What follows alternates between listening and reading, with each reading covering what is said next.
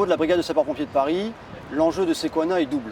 Le premier, il vise à entraîner la brigade de sapeurs-pompiers de Paris en tant que structure à la gestion de l'aléa de type crue centenale, puisqu'un tel événement est susceptible de perturber dans la durée à la fois sa mission principale, c'est-à-dire la distribution des secours, et également son fonctionnement interne au titre de la vie courante. Au sein de l'équipe Sequana, la BSPP est doublement impliquée, puisqu'elle participe à l'équipe de montage de l'exercice, à la fois au niveau du comité de pilotage et également sur le volet européen.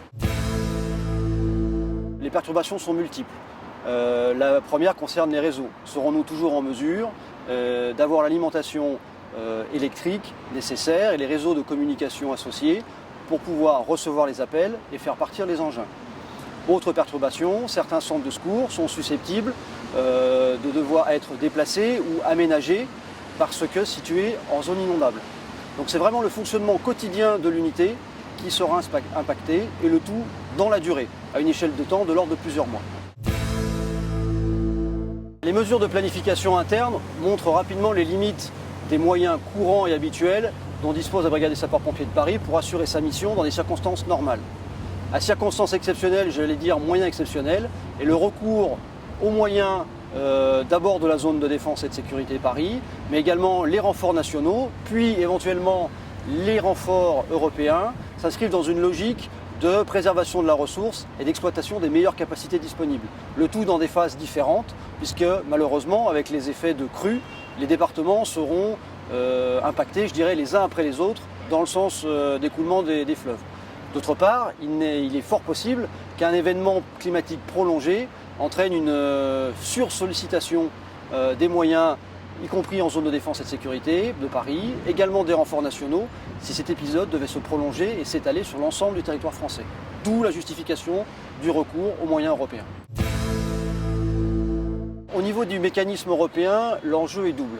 Il y a un enjeu autour du processus d'appel et d'accueil des modules européens qui obéit à des règles particulières qu'on appelle de Host Nation Support, qui visent à faciliter et optimiser l'emploi et les ressources disponibles dans les pays membres du mécanisme européen de sécurité civile, et également de développer tout simplement l'interopérabilité, c'est-à-dire la capacité à travailler ensemble avec des modules que nous ne connaissons peu ou pas du tout.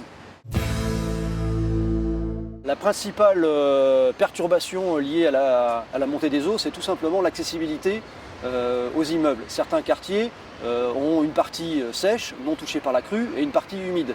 Le besoin de pénétrer dans cette partie humide suscite plusieurs interrogations. La première, disposer de véhicules dont les capacités de franchissement seraient suffisantes pour rentrer, je dirais, en camion dans la zone humide, voire, pourquoi pas, passer carrément en mode, j'allais dire, embarqué, et adapter les modes opératoires en conséquence. Je vais prendre un exemple très concret. Les pompiers américains ont également été confrontés à ce type de problème lors de l'ouragan Sandy. C'est comment éteindre un feu dans une zone inondée, qui concrètement impose d'adapter les modes opératoires, de prendre des embarcations et de revoir également les techniques d'intervention pour assurer le meilleur compromis entre distribution adaptée des secours, on ne sera pas sur les mêmes standards qualitatifs d'une intervention normale, mais également assurer un minimum de sécurité pour nos personnels, puisqu'on travaillera en zone humide. C'est son logement en caserne qui fait sa force. C'est un critère de vulnérabilité dans le sens où certains centres de secours vont se retrouver impactés par la crue. Néanmoins, il sera toujours possible de s'appuyer sur ce réseau de centres de secours, soit pour en modifier l'armement quotidien, soit pour accueillir des renforts supplémentaires, soit pour constituer des sortes de centres de secours de débordement qui accueilleront le personnel intervenant dans une zone donnée. Quoi qu'il en soit, la possibilité éventuelle de perdre dans certaines zones la possibilité de recourir aux appels téléphoniques, le centre de secours constituera un guichet qui permettra de prendre au moins des appels verbaux ou vers qui se tourner pour prendre les opérations de secours.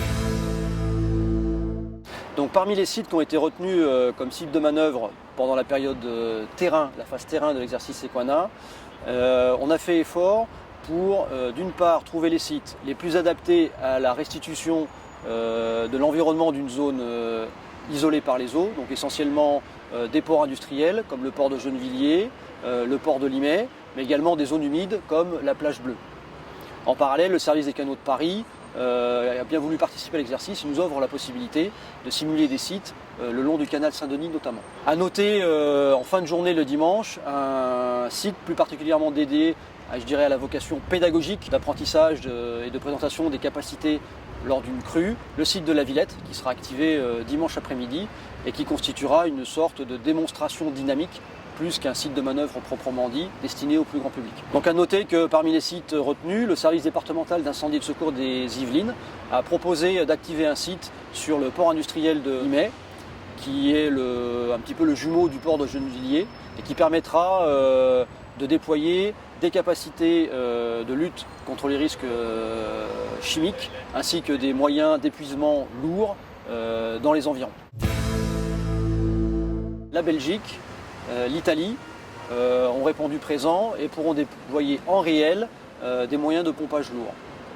Quant à la République tchèque, elle fait jouer dans le cadre de l'exercice juste une équipe réduite de commandement, mais qui permettra de sensibiliser l'Écosse sur le terrain, sur des thèmes où l'épuisement peut être une action à anticiper, à provoquer une reconnaissance et à proposer des modes d'action pour un déploiement ultérieur.